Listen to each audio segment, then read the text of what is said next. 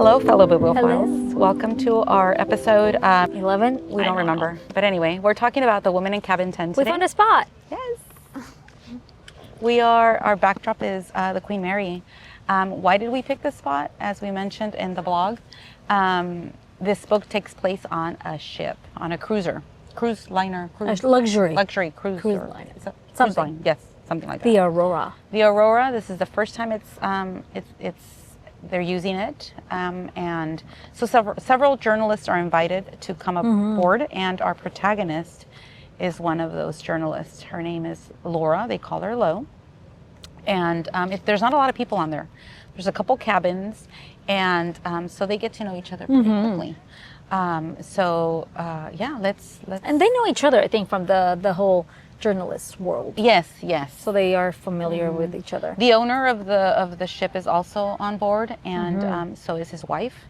His wife is recovering from cancer, so she doesn't make many appearances. But the people that are boarding the ship tend to have dinner together, and it's a very extravagant meal that they have every day. They wear gowns to these events. Yeah, and show up like this. Yeah, definitely not. We have no gowns, so we showed up in our t-shirts, in our Two Gals and a Book podcast t-shirts. Yes. So let's get started, my friend, with the discussion of the book. Remember, in this podcast, we go page by page. We skip a few, and on the podcast, you learn a little bit about us, and in the process, hopefully, a little bit about you. Yes, and like we've mentioned before in our other podcasts, books take you on adventures, and so this book brought us here to Long Beach to have this beautiful backdrop, because the setting of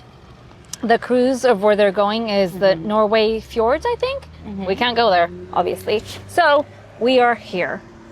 We at least have the backdrop. We have the harbor, ocean. What is this? Yeah, the harbor. Yes, a harbor. So the women in cabin 10. So Did you do a summary?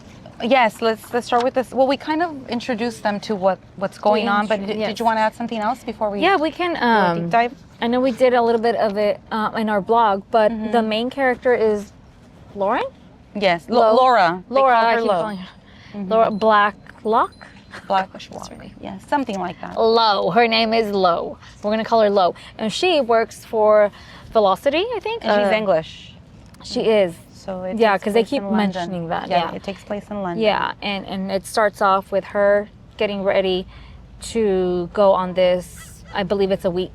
Yes, and it's for work, because she's gonna write a piece for her work, which her manager or her superior couldn't make it to. So this is a big task to ask of her. But she gets broken into in her apartment, and we know she. Oh yeah, the night before. Yeah. She departs. A few days before. Is it a few days? Yeah, a few days before. And she had been drinking. She wakes up and there's a man with gloves. Right. Somebody broke in, and so she's scared. And they date. I think he took her purse, right? Her purse, her phone, her money. Not her passport, obviously, because she can still travel. So that has created a lot of anxiety for her, like PTSD that keeps coming up throughout the book. And she also has a boyfriend, Jude. Let's call him Jude. And he's away right now for work.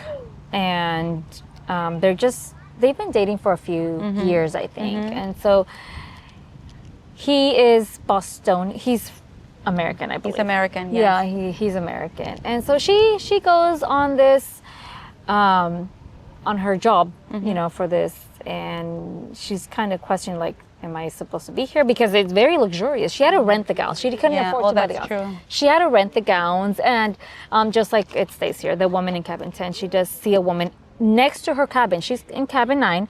The woman that goes missing is in cabin 10. And so she does actually see her. So the story is about her looking for this woman. And she's bringing it up to the people there, security, the owner, the other people traveling with her, and there's always this, is she telling the truth? Is she really? And before we board, quote unquote, board this ship with her, let's talk about the other issues that she has before the break-in. She's already suffering from insomnia.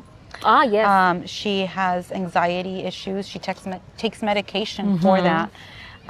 So from the start, we know just in what bad shape she's in. She tells us that she barely gets any sleep. She mentions on page 21 that she had less than 4 hours of sleep in the last 3 days. That can do a lot to you. Yes. I mean, sleep deprivation is used as a mechanism of torture. I mean, it's no wonder that it's used. So from the start, we wonder about her state of mind. I was telling Lily earlier, like, I don't know if I can trust this woman because she's not a very reliable narrator. Right. From the beginning. Yeah. So she hasn't slept for all these days, and then she gets burglarized, and she's clearly suffering from PTSD. She considers not going on this trip, but this is a big break for her. Yeah. And she decides that she's gonna just power through it and deal with it and go anyway. So unless you have anything, Lily, page 47 is where I'm at. So this is the backstory of 33. Lo. Okay, go ahead. Page 33. And so, like I mentioned, her boyfriend, Judah, he comes... Okay, so she has insomnia. She gets up and says, I need to go on a walk. So she goes on a walk, and she ends up at his apartment. He's not there, though. She has the key because she gets in there. She gets naked, gets on the bed, falls asleep. She's woken up to a woman screaming. I had to read this a few times. She gets woken up by a woman screaming and somebody holding her down. But it was actually Judah trying to wake her up. The woman screaming was actually her. And so it's almost like she's disassociating from her body, right? And I'm not sure if you said this, but Judah was on a work trip. Yeah. So he was she knew that. So she's like, I'm just gonna go crash at his place, and he didn't know he was gonna find her there. Yeah, or did he come home early or something? Yes, he came home earlier than he was supposed to. So she freaks out. And anyway, go on. But it's his apartment, so he has he should be able to come home whenever he wants and not find a woman naked in his bed. But it was his girlfriend. So, anyways, so they're there, and eventually he does tell her. Oh, she hits him with a lamp by accident, I think, because she was like trying to defend herself. Again, she was just burglarized a few nights ago, so she's feeling anxiety, right? Yeah. She's jumpy. Anxious. She's jumpy. And so Judah offers, like, hey, we've been dating for a while. Why don't we just move in together? And so she's not ready for that. And Judah, frustrated, says, he says, I want you to stop acting like a goddamn drama queen and move into my flat. I love you, Lo. And then she thinks back to the hands with the latex gloves and the sound of the man laughing, the one that burglarized her. And she says, I can't do this. I said, my face to the hallway. I was not sure what I was talking about. I can't leave. I can't stay. I can't have this conversation. This life, this everything. I just have to go. Lo's inner conflict, it doesn't know what she wants. She's back and forth. Yeah. I need to go, but I can't leave. And so he's frustrated, right? And he says, so the job, he said, the beginnings of anger in his voice, the one I turned down, are you saying I was wrong? So this is when we hear that Judah was offered a job in Boston or in America, and he turned it down. He said he turned it down. Obviously, that comment was meant, I turned it down for you. Yeah. And she goes off. She said, I never asked you to do that. I said, my voice was shaking. I never asked you. So don't you put that on me. I hoisted my bag up onto my shoulder and turned to the door. So it's almost like she's, like she knows that he did that for her, but she doesn't want to feel that. She doesn't want that responsibility, so that she doesn't want to feel that guilt. And she's getting upset at him. Is that a normal reaction for someone to have when your boyfriend just asks you to move in with him, right?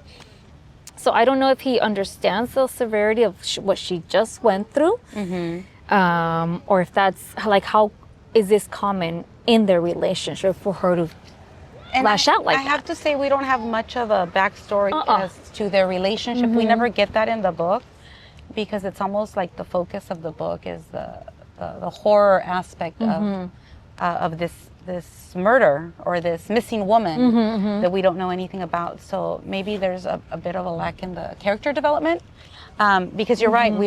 Is this normal? We don't know. Yeah. We don't know why she's so defensive. Very. We don't know. We do hear a little bit about her and the fact that she suffers from insomnia, and that she self-medicates, and she drinks a lot of alcohol, because she just wants to sleep. But we don't know where this comes from, the root of it all. Yeah. And we don't know a lot about, like you said, their relationship. Yes. It does come up later a little bit, but still doesn't really define where that comes from. Yeah. Page, what do you have? Go ahead. I'm on page 54. Oh, you have on 54. 47, chapter 6 already. She's already on the ship, and she talks about the cabin that she's in and what she's experiencing. So I'm just going to read to you what she says. She talks about the amount of the cost of staying in this cabin.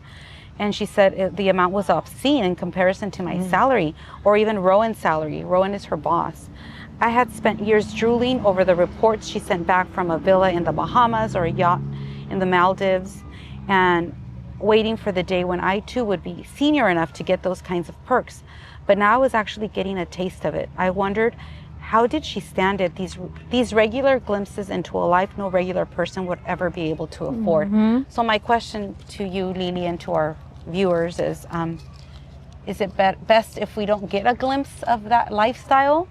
Or do we want a little bit of it, even if we have to walk away from it? I want it. Right? I would love to be on that cruise ship that's going to take me to see the Aurora Borealis. Yeah. So that's what she asks here. How can you stand to go back to normal life when you get to experience such a luxurious cruise ship? When it's knowing that it's temporary. Yeah. It's not gonna be taken away from you. It's not yours to keep. It's just an experience. Yeah. So go into it with that in mind. But it's almost like she went into it with a very negative attitude is what I took, because of what she had experienced. And she questioned, should I go, should I not? Yeah. Why? Yeah. Go. Take a break from what just happened to you into this all expense paid Yes. luxury cruise. So. But yeah, that's So yes, we would do it, even if we have to walk away from it. We will do it. Yeah. So yes, we will do it anytime. anytime. Yeah. Page Even if- 52. On page yeah. 52, you mentioned the gowns, and I wanted to talk a bit more about that. She's told that the dress code is formal, and she admits that she can't afford to buy evening dresses or gowns. So she rents at least, she says she rented 3. She was told to take 7, so she just rented 3. And I thought, what a great concept, right? Because really, Lily, I mean, how many dresses do we have hanging in our closets that we've only used once or twice? Yes. Because let's face it, like, we don't do fancy dinners very often. No. And I've heard, I have a friend that rented her wedding gown. Smart. Yes. So yeah, you buy a wedding gown, a quinceañera gown, and you're not gonna wear it ever again. Or bridesmaids dresses. Yes. Like I still have your sister's bridesmaids dress. You have it. They're too? hanging there in the closet. Still We there. Never You use need a them. black one. They I probably have it. don't fit anymore, actually. It's still yes. there. You know, it's that, you can cut it shorter. That never happens. That never happens. No. So this is a great idea. I just thought, I wanted to comment on that. What a great My concept. friend Katie, she does rent the runway or something like that, and she rents dresses and she sends them back, and they don't have to be fancy gowns. They're just some that you can use for like a nice dinner or something. Yeah, and I was like, that's really smart, because you don't want to spend a lot of money on a dress that you really don't want to be seen in again. Yes. And you're not gonna wear. Yeah, again. Again, So that's a great way to show a different dress every time you go somewhere. But she only got 3, so I'm wondering if the plan is to recycle. That's what she said. Right? Yes, just she to was recycle. She's like, I can't afford more, so they just. Yeah. Rowan won't know. She Rowan's won't not gonna know. be on the ship. But how many passengers are there? There's not a It lot. was a small group. I want to say there's only like 10 cabins, right? Only 10 cabins, and I So- think there's more staff than there are Yes. actual Guests. guests staying in those cabins. Yeah. 75. I have something on 54. And so she's getting ready for this first dinner. She has already had a few beverages, alcoholic beverages in her room. She's very well stocked in there. Oh yeah, mini bar, and she obviously has not slept that much. And she discovers in her makeup bag that she does not have her mascara. And she goes out to the veranda, knocks right towards the outside, and knocks on Her neighbor's 10, door. cabin 10. And she just keeps knocking, and a woman comes out very frustrated, like, why are you knocking like that, first of all, right? It's like, who are you? What do you want? And so she's like, oh, can I borrow some mascara? First of all, this is my comment. Who does that? Yeah. Who borrows mascara? Yeah, you're gonna get pink eye. I mean, I would not borrow pink eye. Lily, I would not borrow mascara from you. Even from you, Lily. Yeah. I'd rather go on without it. Right? Just That is a fold good your point. eyelashes up like that or something. But or always check to see if you have a mascara in your bag before you go anywhere. But and that mascara, it keeps coming up again and again because the girl just says, oh, hold on. She goes and does get her Maybelline mascara. They keep talking about that. With a pink lid. Yeah. And she gives it to her and says, I promise I will wash it. I'll bring it back. And she says, I don't want it back. Keep it. Just keep it and go away. Yeah. It's really what she was trying to say. So, and we will see the mascara later on. But yeah, without this, there will be no storyline. I just had to say, She could have gotten more, borrow something else that is not mascara. Yeah. I agree with you. I didn't think about it at the time. It's not an emergency. Yes. It's not an emergency. You don't knock on people's doors for mascara. No, I agree. don't do that. Especially not even your friends. Yes, yes. Right? Yeah, anyways. I think that was it. No, I'm glad you commented on that because we don't get pink eye. Don't get pink eye. Or Especially because you're on a cruise. You don't have a doctor there. You're not going to have the eye drops. Yeah, never mind. We must confess, dear reader, that this is going to be a short podcast. We were talking about how there wasn't much to discuss. So that is why we are so infatuated with the mascara. We're just talking about it. Anyway, let's move on. I'm in the 70s. I am not. Okay, and I just had a fun fact here. I did not know this, so I figured let's share. Yeah. They talk about sashimi at the dinner table, and I'm trying to find the part where I want to read to you. So apparently there's an art to preparing it. The chef is to slice as closely as possible to the poisonous parts of the fish and leave just a sliver of the toxins on the flesh to heighten the experience.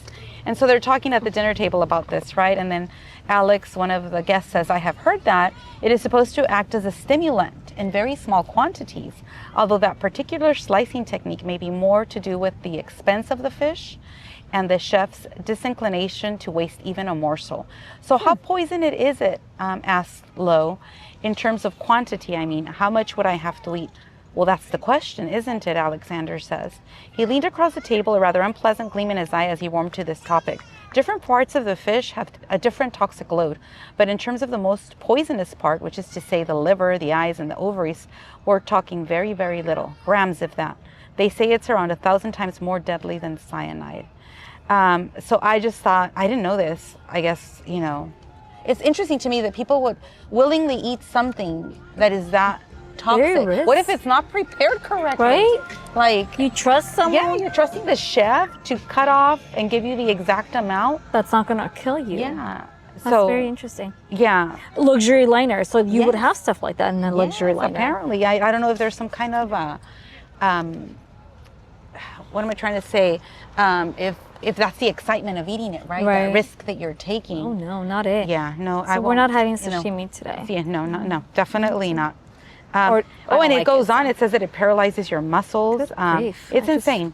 Then it might even paralyze your lungs, and then you wouldn't be able to breathe, and that is how you die. You suffocate. Is it? Did you look up to see if this I did is not actually research real? it. No. Or if Alexander's just like I did not research it because we must also confess to your reader that we powered through this book. I read for 3 hours last night, and a friend of mine said, "Hey, isn't the whole point of reading the book to enjoy it and pace yourself instead of powering it through it?" And I was like, well, you know what? I've never done that. So I'll let you know once I do it. And I have to say that even though I had the pressure of reading it last night, I enjoyed it. It was like, let me get in my cozy pants. Yeah. And make myself some tea. And I was in the zone.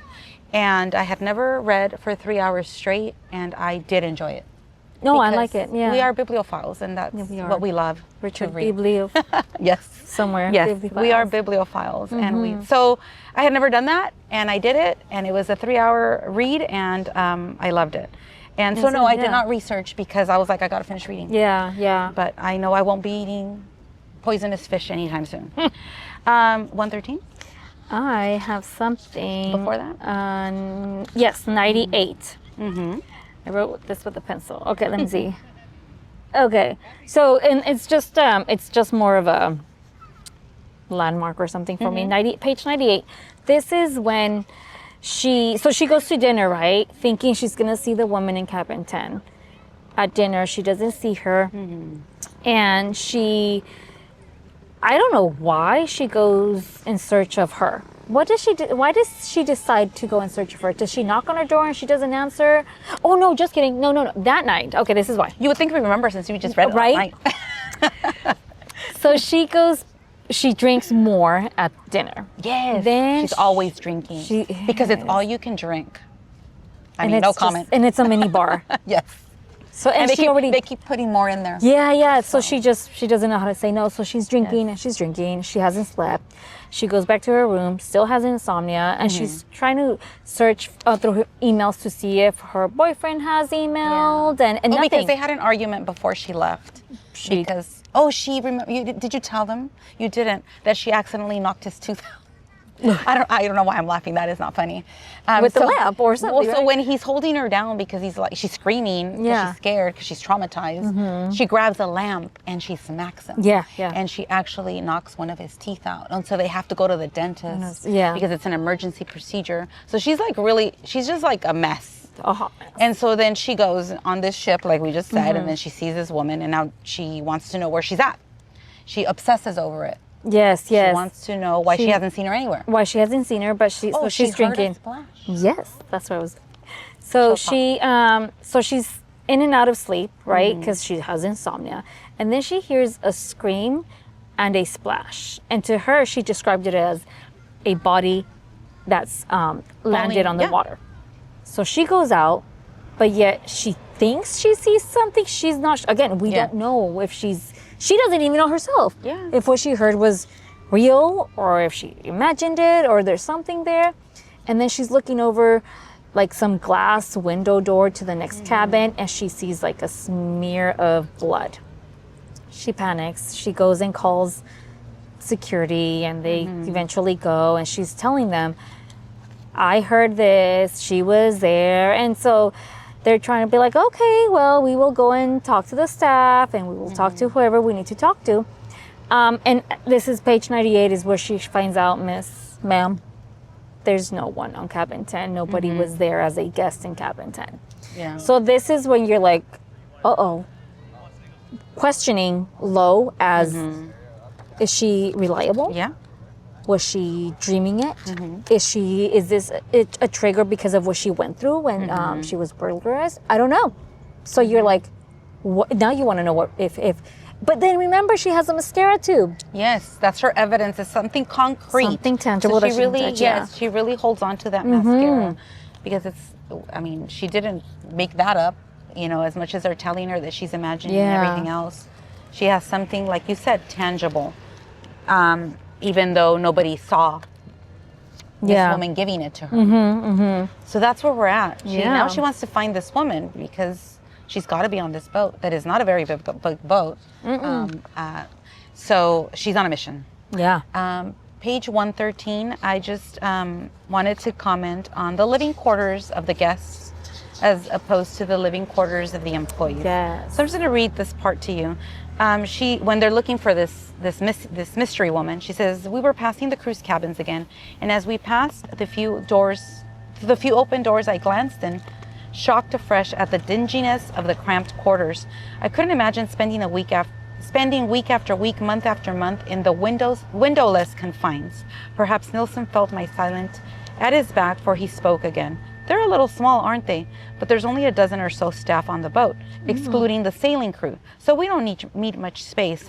And I can tell you they are better than much of the accommodations on rival ships. So the contrast between how the staff live as opposed to how the guests are living, you know, you can't help but wonder, right? And see how these ship owners treat their employees. I haven't been on a cruise yet. I don't know. And she has, I mean, it sounds like all the cabins, all 10 cabins have like a little belt patio, right? Where they can go out, look outside. The fact that they don't have any windows, that was sad. So, so Richard and I, when we went on a cruise, you know, you get to choose your room. Yeah. Right? And it goes by prices. We were like, okay, it's just for sleeping. So we chose one without a window. Our friends chose the one with the window. Honestly, it did not affect us. I thought it was going to be more, ooh. Yeah. And the window they had, right, was tiny. A small thing. So we weren't really missing anything. Yeah. Besides, like, okay, turn off the lights. It's pitch black. That might have helped her fall asleep, maybe. That's true. Well, if she had if she had nothing else to do. But yeah, but yes, that I was like, okay, I can relate to the staff because we didn't have a window, but it sounds like they were very, very crowded. Yes. 125. I never see my name in a book, so I got excited. Oh yes, I remember reading that. So there's an expression, I don't know where this came from, but it's called ara and ara, and it means rest and relaxation. So I was like, yay. A little ara and ara. My sisters called me Ara sometimes. So I was like, oh, I had never seen that, and I just wanted to share. Yeah. So, you know, I like to ara and ara, rest and relax. Ara likes to ara and Ara likes to ara and ara. 132? No. No.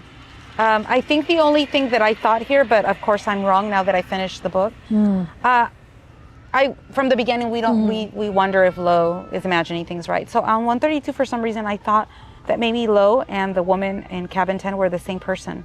Oh, because here on this page, they say she's missing, right? So I'm like, you know, was it her all along? But, you know, we'll take you through these pages to learn if it was her or not. Yeah, throughout the book, there are snippets of articles. And for this particular one, it says that Laura Blacklock is missing. They haven't heard from her. Her family and friends haven't heard from her. Judah hasn't heard from her. And it's already Saturday, September 26th. So she got on a Sunday, right? Sunday in the 20s sometime. Yes. And so she's been, and it says she's been looking through her emails. There's and bad reception nothing. too. Very bad reception.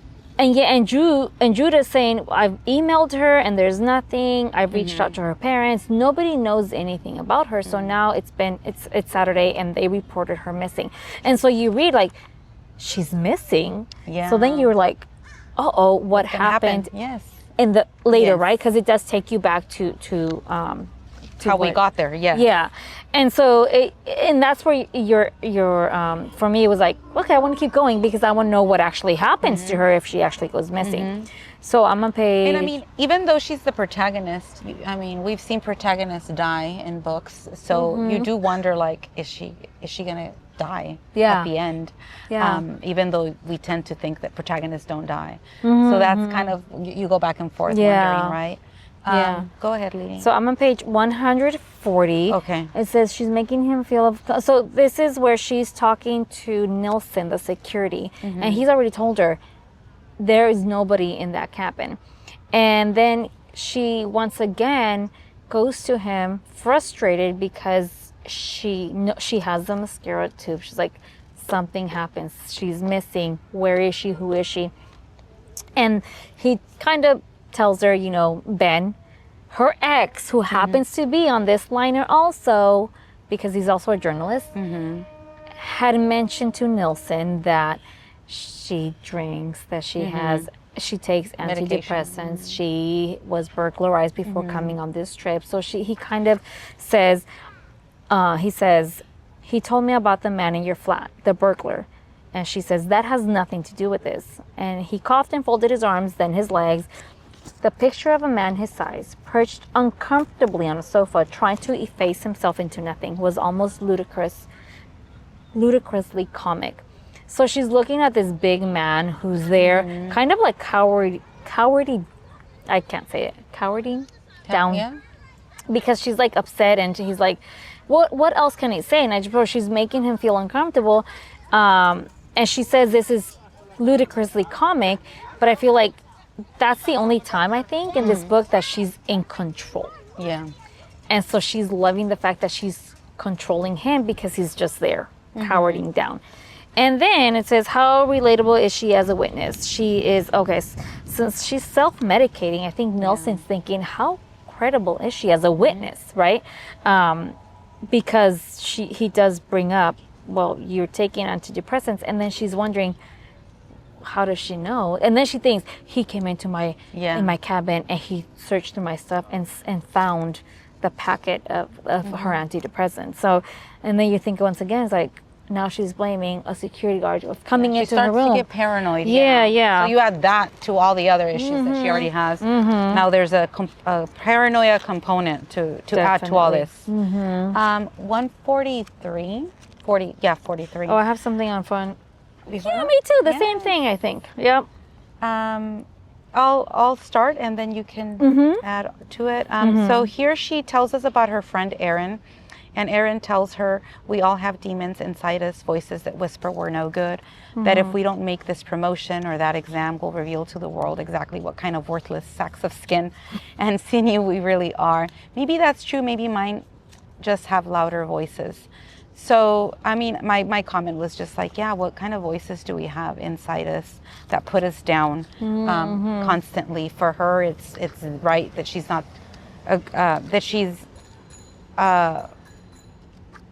she's got mental health issues, that she needs medication. Further down, she says she's tried it all: cognitive behavioral therapy, counseling, psychotherapy. None of it really worked in the way that the pills did. Lissy says she finds the notion of chemically rebalancing your mood scary. She says it's the idea of taking something that could alter how she really is, but I don't see it that way. For me, it's like wearing makeup. Not a disguise, but a way of making myself more how I really am, less raw, the best me I can be. I thought that was a really good way to put it. It was an interesting analogy about what happens when you're chemically imbalanced. Yeah. I don't know if you had anything else to add to that. Yeah, actually, before that, right in the beginning of the chapter, it says, there's no reason on paper, at least, why I need these pills to get through life. I had a great childhood, loving parents, the whole package. I wasn't beaten, abused, or expected to get nothing but A's. I had nothing but love and support, but that wasn't enough somehow.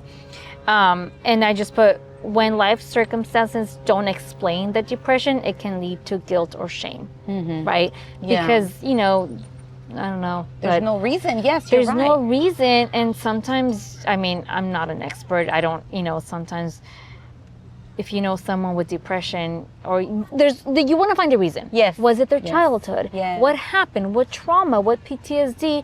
The reason for that depression, she had none of that.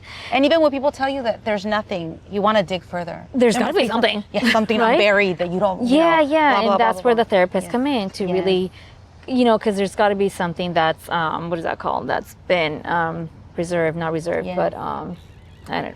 And subconsciously buried or whatever. Yeah, but exactly. sometimes it's a chemical thing. I think that's the point that she makes here. Like it's an actual chemical imbalance. And then I just put external happiness, like you see her, and doesn't always mean internal peace. So who knows what she was going through as a young child, having everything. What was it? Was it hormonal? Was it when she got into puberty that something clicked and it was a chemical imbalance? So depression can affect anyone. That's what I got here. Yes. Does that explain how she is now? Nope. Nope. And We don't know. And we've read books where we're explaining why people are the way they are. Yeah. And in this one, there really is. She told us straight out, there's reason. nothing. She just is. Just She's is. an anxious person, and this is what works for her. And And she self-medicates also with alcohol. I don't have anything until 2:38. So no, I just have, okay, so on 160, okay, this one got a little bit cheesy, this part right here. So, you know, being a part of this cruise liner, they're offering them spa services. So she goes down with the other women. There's only a handful of them, and they're each getting different treatments because there's not enough space for everyone to get their nails done. And so she's feeling anxious because she has to go down a few levels, right? Because she was given the mud bath treatment. And so she has to go down, and they put her with mud all around. Yeah. And, you know, they even give her some paper panties because she's like, what? I have to get naked for this? Yeah. And so the woman giving her the treatment says, I will be back in 20, 30 minutes. Pretty much just relax. You know, that was a great time for her to shut her eyes and just calm down and relax. And when she actually wakes up on her own, the woman doesn't come back to wake her up. She wakes up on her own. She gets up, goes to the restroom, and there's steam on the window, and there's writing that says, stop digging. And it was more for me. This is after the mud bath. And so now I feel like it gave her something else, more like, okay, the mascara, and somebody wrote stop digging, a message for her that she should not keep digging further, looking for this woman that was in cabin 10. And let's remind our viewers that she had looked everywhere with Nilsson, the security, the head of security of the ship. And they did not find this woman that she insisted she had seen. So at this point, you know, nobody believes her. And so, but she's still asking, she's still looking, she's not dropping this. And that is why this message appears, right? Stop digging. Yep. So now it's like, okay, somebody wants the identity of this woman to continue to be hidden. So now she wants to dig more. Yeah. So now you're like, okay, there's actually a woman. But then you still question it because she's not all there. Yes. Right? Oh, and by this point also, they took the mascara that she was holding. Somebody went into her cabin and took the mascara. Yeah, so that's now she's like, missing. somebody's trying to hide something. She knows that for sure. Yeah, and she says the only evidence she had is now gone. And she did tell Ben, because she was her ex and she felt that she could trust him. He was, of all her suspicions. But now she's even wondering, after the message gets left on the window, on the mirror. Yeah. Now she's wondering if maybe even if it could be him. Yeah. So her paranoia is like, you know, because out of control when she tells him what had happened, he believes her. He said, I believe you. And now he's teaming up with her to go and search for this woman. So when she's down there in the mud bath and she's coming out and says, did anybody go down there? Someone tells her, oh, Ben was looking for you. So she's like, why would he go down there? Who else would have been down there? And she's like, nobody. They told her, well, the only exit is a certain way. So there was no way for anybody to come in and out. That's why she is kind of like, okay, it's Ben. Ben had to have done this, right? He's really the only one that knows her history, right? With her alcohol, her struggles, right? Because when she was with him, she almost lost her job at Velocity because of her depression. But then there's another snippet, Monday, September 28th, and it says, missing Britain, Laura Blacklock, body found by Danish fishermen. So now her boyfriend, her family back home, they know that her body was found. And so now you're like, okay, she's going to get killed eventually, right? Exactly. Because her body was found. That's what the newspapers say. That's what it says. And well, yeah, sometimes the newspapers are wrong. Yeah. Kind of reminds me of now. Yeah, exactly. And on that note, I mean, I don't know. I'm on page 38. I commented on the power of our voice on this page and how I related it to the current political climate. Lowe says, what had I done? Oh God, why had I done this? Kept pushing, kept refusing to shut up. I had made myself a target by my refusal to be silenced about what had happened in that cabin. And yet, what had happened? So for me, the message that I took is sometimes we see things that are not okay, and we need to use our voice. And so and sometimes you won't make yourself a target, and sometimes you might regret, making yourself a target. Yeah. But she's at a point where she's like, I can't take it back, and I do want to know what happened to this girl. So she's gonna keep pushing. Well, I said what I needed to say. I think by this time we already know. So by this time somebody knocks on her door, right? Mm-hmm. Somebody knocks on her door and she thinks it's Ben and is flustered, I believe. And she opens it and sees the woman outside her door. But the woman runs or walks really fast. So she comes out and goes after her. And she follows her all the way to the staff quarters somewhere like down in the basement, right? So she goes in there and the woman traps her in there. Locks her up. Yep, locks her up. And from what it sounds like, for a few days. And now you're like, okay, she existed. She was right. There's this woman that nobody had seen until she sees her again. So, and leads her into this basement so she can lock her up. So it was definitely on purpose. She wanted her to follow her there.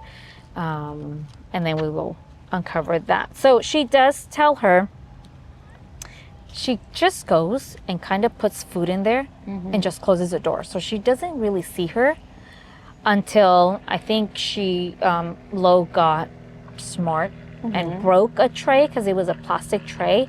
And when she was trying to leave, something hits her, right? Attacks her with it. Yeah, attacks her. And the girl comes in and is standing in there. She closes the door and is standing with her pretty much face to face. And she's like, I think it was all a blur, even though I just read it yesterday. I'll help you out. Yes. So they have this confrontation and Lo tries to understand who she is, why she's there. The girl goes and she wants to wipe off some blood because she was cut up from the tray, and she wipes off her eyebrow. And so then Lo realizes, I've seen this woman before. This is Bueller's wife. Anne. Remember Anne? Yes. Bueller, we might have mentioned, might have not. He's the owner of this ship. So then at this moment, Lo realizes this woman has been impersonating Anne Bueller.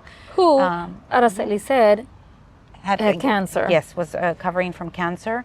And once she starts looking at her more carefully, she realizes that she looks a lot like her, like the same body type, but the color of the eyes is different. So this woman has shaved off her eyebrows, has, shaved off her head, has done what she needed to do to look more like Anne.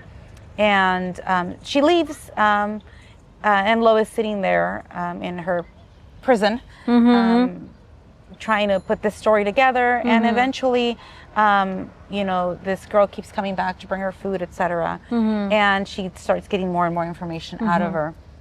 And I'm not sure if we're there yet, but I think we're there because we're almost there.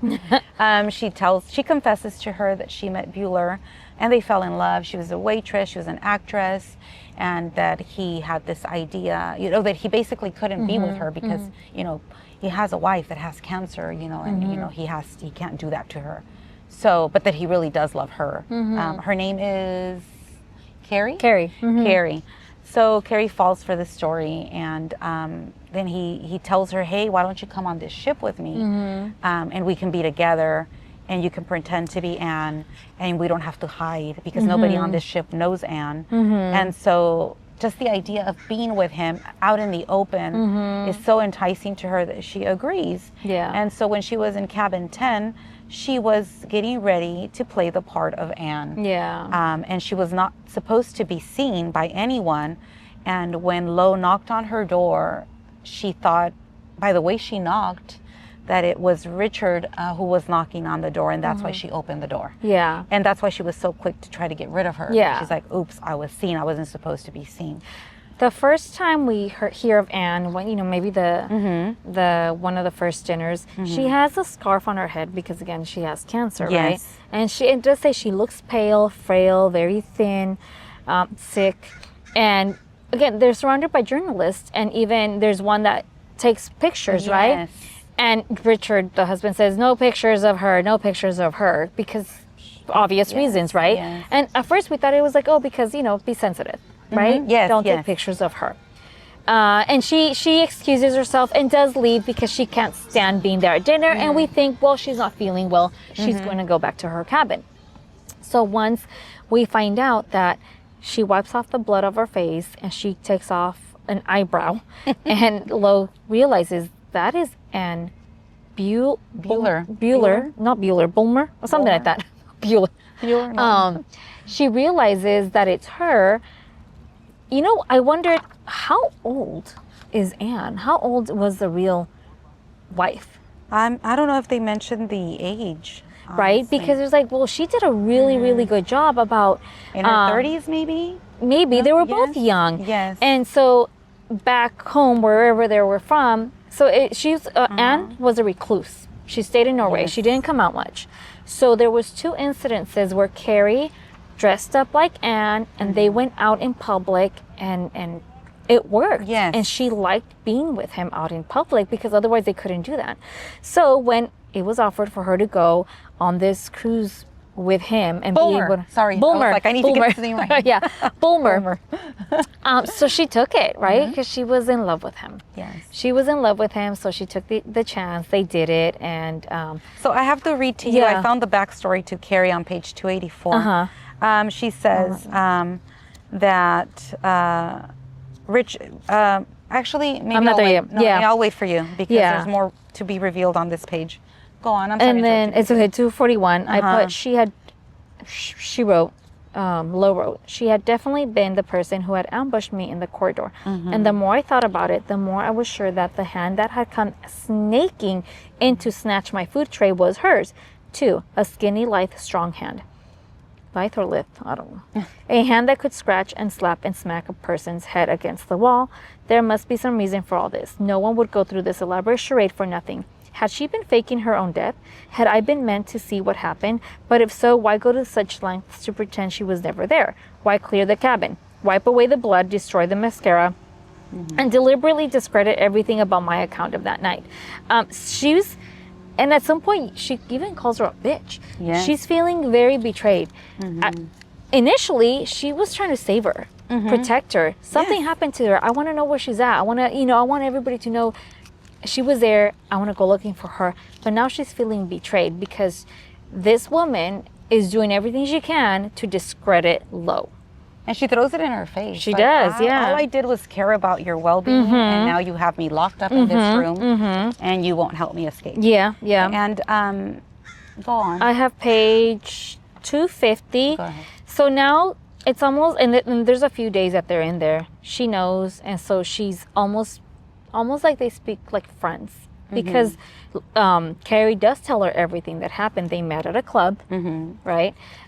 So even she, okay, so going back, she was going through the pictures of some of the guy that is a photographer, yeah, a there, journalist, and he's like, oh, you can look through the pictures. If there's any you like, I'm more than happy to send them to you.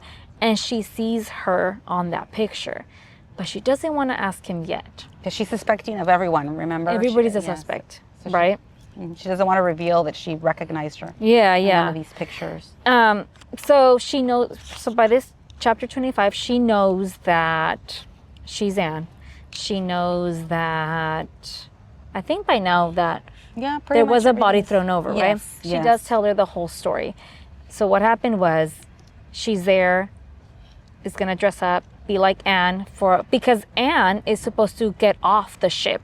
At After least that's what Bulmer told her Carrie. she's gonna be off the ship, nobody will know. Yeah. Then you can play the part as her, right? So she's all over this. She does it. She really believes in his innocence, where we know, and so does Lo, that Richard's intention the whole time was to murder his wife. Yeah, yeah. On that ship. And he goes to her that night. Boom, boom, boom. We had an argument. She fell and hit her head. So I put her in a suitcase. Seriously? Yeah, and he just wants to... Took her into cabin 10. And Bulmer went back to play poker with the guys because he needed the alibi. And the woman who's not supposed to be seen takes her and throws her overboard. That is actually what Lo heard that first night. She told her everything and is like saying, I need my pills. I don't, because she's feeling ill. Lo is feeling very sick, not just because she hasn't slept or because she hasn't had any food. She hasn't, she's thirsty. She feels physically ill because she hasn't had her antidepressants. She hasn't had her medicine. She tells her, please go get me my medicine. And she uses that as like, okay, I'm going to give you one. Yes. And then the other time she brings her a book so she doesn't get bored down there. And she brings her the book, The Bell Jar. Have you heard of The Bell Jar? No, I have not. By Sylvia Plath. And so I looked it up. It's like, I know the writer, but I've yeah. not heard of the So The book. Bell Jar is a novel about depression and anxiety. Oh. So she already had that book. She actually had another book that she brings her, Winnie the Pooh. Yes. Yes. Almost like it was a comfort thing for her to have those books that she travels with all the time, right? And we must say that, I think we both travel with books, right? Yeah. We need them as our companions. Yeah, so I that think part we messed up. I really related to that part where she found comfort in those books in her solitude where she was locked up. Yeah. So page 251 is actually when we find out the girl is Anne Bulmer. So that is when we find out. So then she starts telling her the story of everything, how it went down and all that. So you have something. 284. I was just going to say that. 282. Go ahead. And so in 282, I knew he was married. This is Carrie telling Lo. I knew he was married. Of course, he was completely honest about that. So we could never see each other in public, and I couldn't tell anyone about him. Their marriage had been over almost before it started. She was horribly cold and controlling, and they lived separate lives her in Norway and him in London. He hasn't had an easy life, His mother left him when he was a baby, and his father died when he was barely out of school. I just wrote justifying his actions. Exactly. And so we didn't say this, but it was Anne. She was the one that came from money. Yes. So he wanted to keep all her money, and that is why he plotted her murder. And yes, like you said, Carrie believes what she wants to believe, and that's what I had on page 284, right? How love blinds her, and she believes what she wants to believe. Carrie must have known that, but she didn't want to see it. She wasn't stupid. This is Lo talking. But I'd seen this kind of willful blindness before. Women who insisted their boyfriends weren't cheating in the face of all the evidence. People working for horrendous employers who'd persuaded themselves they were just following orders and doing what was necessary. There seemed to be no limit to the capacity of people to believe what they wanted to see.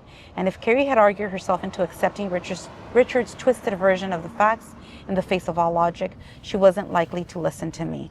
So here you have Lo struggling to make Carrie an ally of hers, but she realizes it's going to be hard because she is blindly in love with Richard and is believing the lies that he has concocted. 288.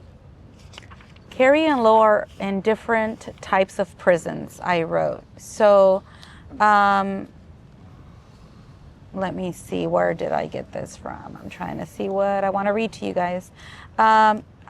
Although this is Lo saying, she had considerably more advanced case than I did. Oh, she talks about having Stockholm syndrome.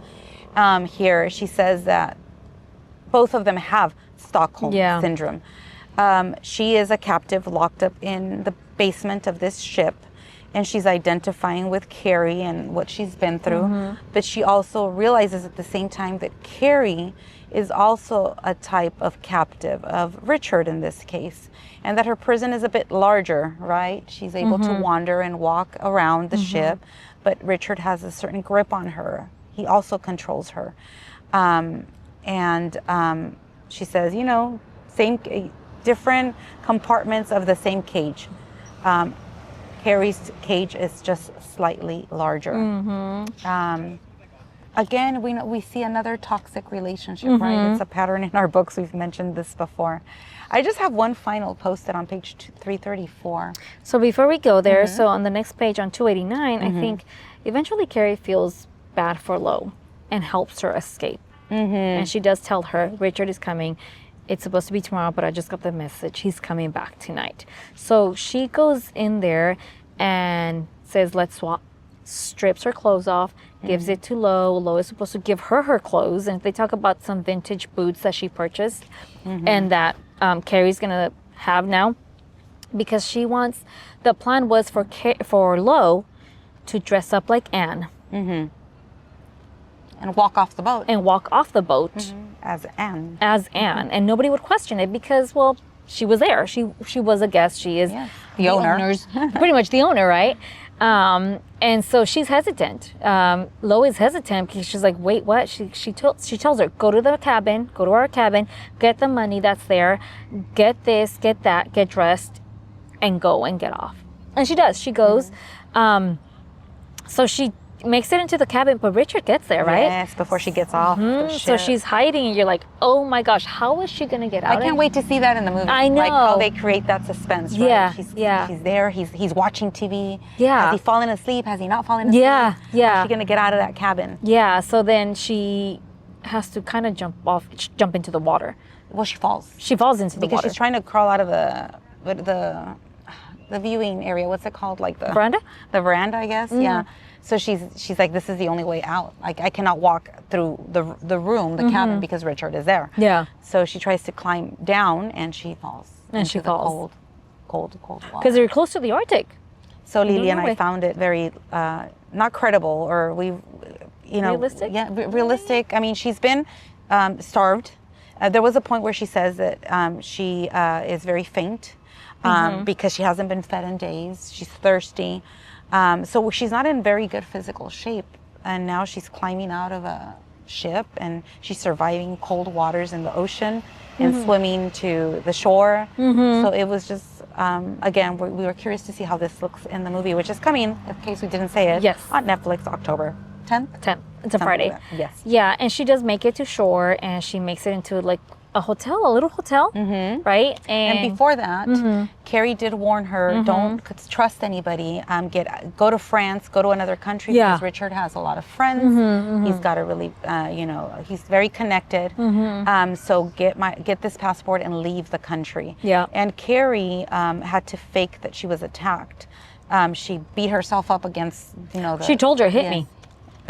But she didn't hit her hard enough. No. So she's gushing blood, and Lo feels really guilty leaving her behind. And So what she's if like, she bleeds to yeah. death? She's like, go, I'll be fine. So she does leave. Yeah. And so then she arrives at this hotel. Go This ahead. little hotel, and she's trying to tell them what happened. And so in their, is it Finnish or whatever language they're Yes, speaking? I forget where she was. It's like, please call the cops. And then she hears Richard's name. She's like, oh my gosh, they're calling Richard. Yeah. Right? And then she sees from afar that the ship stops. Yes. So she leaves her wallet, leaves her money, leaves everything, leaves a runs. passport, right? Yes. On the counter and leaves. And somebody else, she ends up somewhere else. A farmer, Yes. somebody nearby finds her. Yeah. She ends up in a farm. She runs and runs and runs and runs. Yeah, she hurts herself barefoot. Yes. And she finds some horses and she just cuddles with the horses. And she falls asleep and a farmer finds her. Yeah. And she doesn't know what day it is. And the farmer takes her to his home, and she realizes just how far away she is from like civilization. Yeah. And he doesn't speak English. And she sees he has a phone, but there's no reception. And she finally is able to make that phone call. And what she discovers when she looks at the date on the phone is that she slept for like a day and a half. Yeah. Like she was exhausted. Yeah. Which she needed that. Yes. And so she finally makes the phone call. She calls Judah. And Page 334? Me so too. yes, you guys, we have the same We're thing. aligned, yes. Go ahead. Huh? A short one. Oh, Oh, yes. I think I don't have anything on it, but it says, what I demanded. You don't believe me? You don't think people can be sucked into doing something out of fear or inability to see any other way out? And Judah says, no, it's not that. It's not that. I believe that. But I still think in spite of it all, we're responsible for our own actions. We all get scared, but you can't tell me that you do that to another person, no matter how tough things seem. Lock them up like that. Imprison them, no matter how scared you were. So here she's talking about Carrie. She identifies with her a lot. She's really worried about her, about what became of her. And she's trying to justify what she did, right? Like she told us earlier, she was in a different kind of prison. And Judah won't have any of it. He's like, nope, you don't need to be empathetic of her plight. She kept it captive. That was a choice she made. Yeah. And I can see both sides of the argument, right? Because he wasn't there. Yeah, and ultimately she did help her escape, even though initially she held her captive. And so she finally reunites with her boyfriend, with her family. And there's one last message that she gets on a live chat. So some of them are snippets from the newspapers. So before you get there, do you want to say who else died? Yeah, oh yes, we need to tell them. So these bodies that remember we first thought it was her. Yeah. It was Lo, right? So what bodies did they find, Lily? They found the first body of the woman was of Anne, the one that was thrown overboard. And the reason why they thought it was Lo is because her clothes. So it's inferred that Carrie's the one that, especially those boots that were mentioned, and that's why Judah thought it was her, because he remembers that they were very expensive, and she bought those boots. So she threw the clothes overboard, almost to stage that she was dead, right? There was another body, a body of a man that was found shot. And that was of Richard Bulmer. Initially, it was said that he committed suicide. And at first I thought, well, maybe, because now everybody, the world's going to know, right? Yeah. But then I think it was also inferred that Carrie shot him. So at the end, we wonder exactly, I mean, did he kill himself or did she shoot him? And we think she shot him because why wouldn't you shoot a man like that? Because he deserved it. So she, I thought that it was going to be Carrie that was dead, that it was the body that they were talking about. So, but we learned that she is alive and well, and she messages, no, she doesn't message, or does she? Let's just read the last part. She doesn't message anybody. She gets a wire with money. Yeah. Lo does. And no, it was, she noticed something in her bank account. Yes, so she gets money. And she calls and says, where did this money come from? Yeah, exactly. And so they... she emails.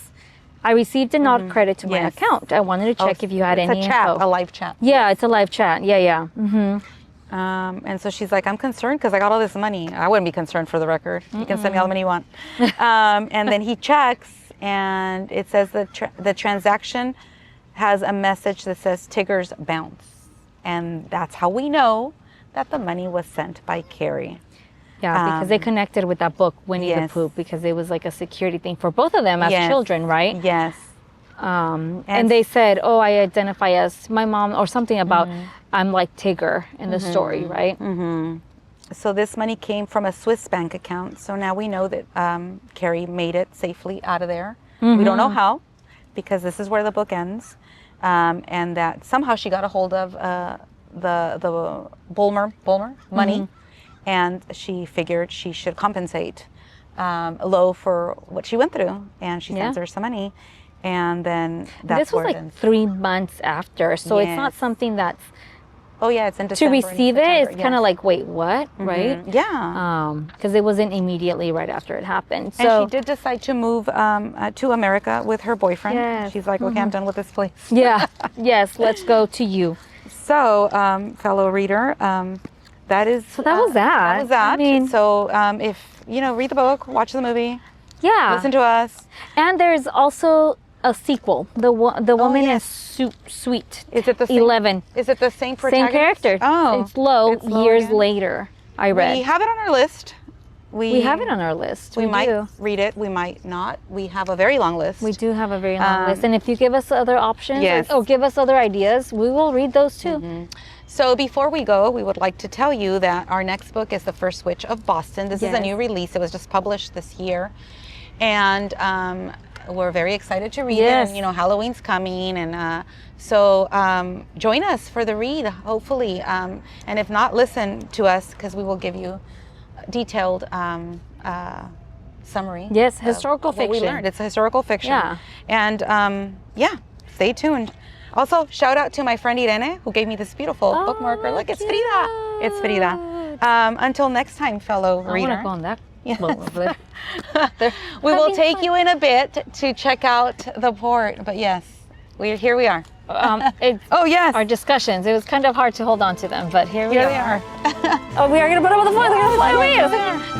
It's not that windy. He's not even taking a picture of it. Look at. Come on, Richard. Point. It's more visual that way.